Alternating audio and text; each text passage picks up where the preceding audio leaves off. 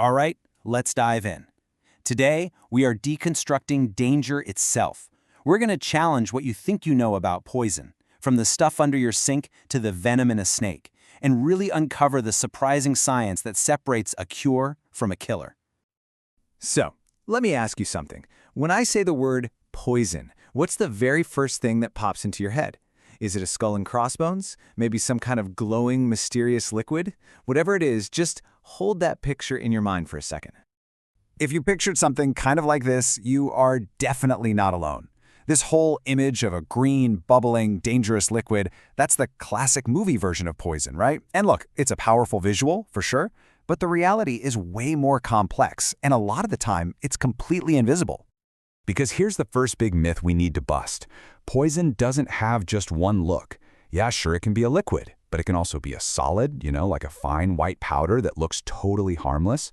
Or, and this is the scary part, it can be something you can't see or even smell at all, just an invisible gas floating in the air.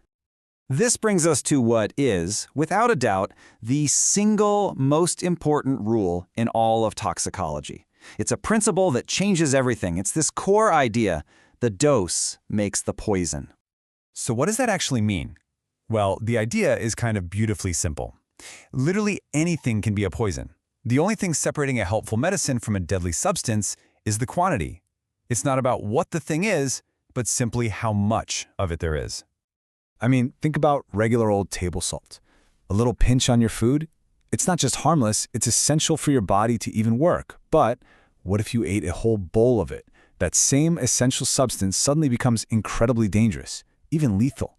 The salt itself didn't change. The only thing that changed was the dose. And once you really get that core idea, you start to see potential dangers in places you might never have expected. Which leads us right into our next section, the dangers that are hiding in plain sight, sometimes right inside our own homes.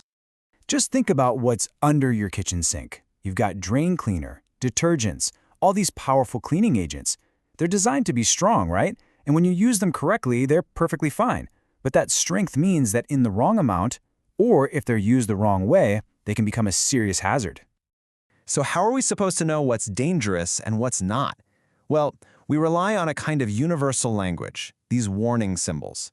These little pictures or pictograms, they're designed so anyone, anywhere can understand them, whether they can read the label or not.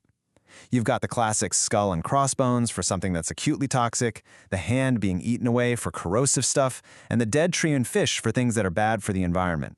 They're an instant signal to just be careful. But the dangers aren't just man-made. Oh no, nature is full of deception.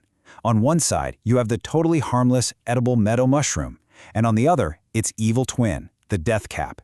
It looks incredibly similar, but it's one of the most poisonous mushrooms on the entire planet. This is a case where knowing the difference is literally a matter of life and death. And that brings us to the animal kingdom, where poison isn't just a passive thing, it's an active weapon. We are now entering the world of nature's venomous arsenal. It's a totally fair question. Why did some animals evolve such a complex and dangerous weapon in the first place? Well, it's not just for show. Venom serves some really powerful purposes that give these creatures a critical edge when it comes to survival.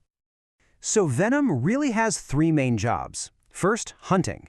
For a snake, a quick bite that takes down its prey means it gets to avoid a risky physical fight. Second, predigestion. Some venoms actually start breaking down the prey's tissues from the inside out, which makes it way easier to digest later.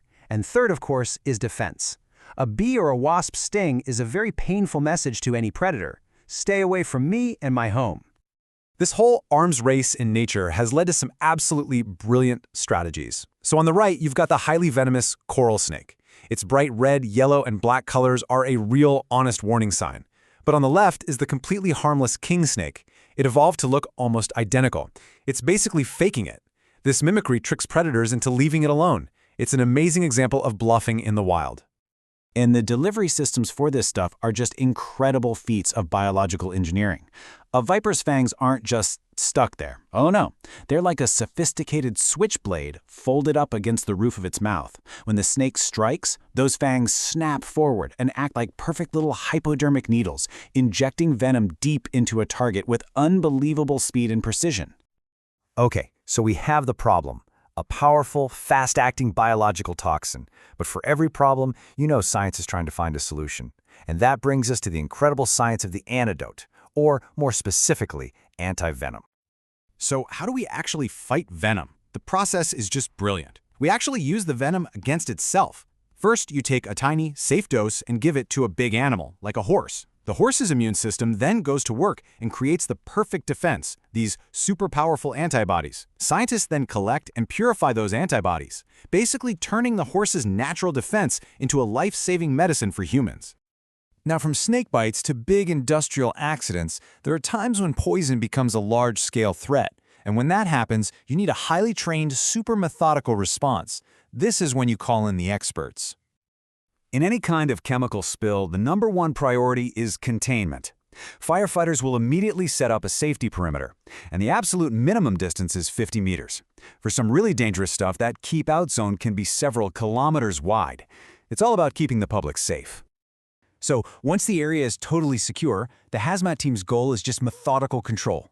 They contain the spill, and then they seal the source, sometimes using something as clever as an inflatable patch to plug a leak. But after the danger to the public is handled, the most critical step is making sure they are safe. Nobody leaves a hot zone without being decontaminated. It's non-negotiable. The responders, still in their full suits, will walk into a special shower where they get scrubbed down with a foam that's designed to neutralize whatever chemical they were working with. This makes sure that not a single trace of that hazardous material leaves the scene with them. We've covered household cleaners, snake venom, industrial spills, a lot. But the single most important thing to take away from all this is simple. If you ever encounter a situation involving a potential poisoning, the first and most critical step is to call your local emergency number right away. Whether it's 112, 911, or 999, getting expert help on the line is everything. Ultimately, understanding poison, it isn't about being afraid. It's about being knowledgeable. It's about recognizing that toxicity is all about the dose, the context, and having a healthy respect for what things can do.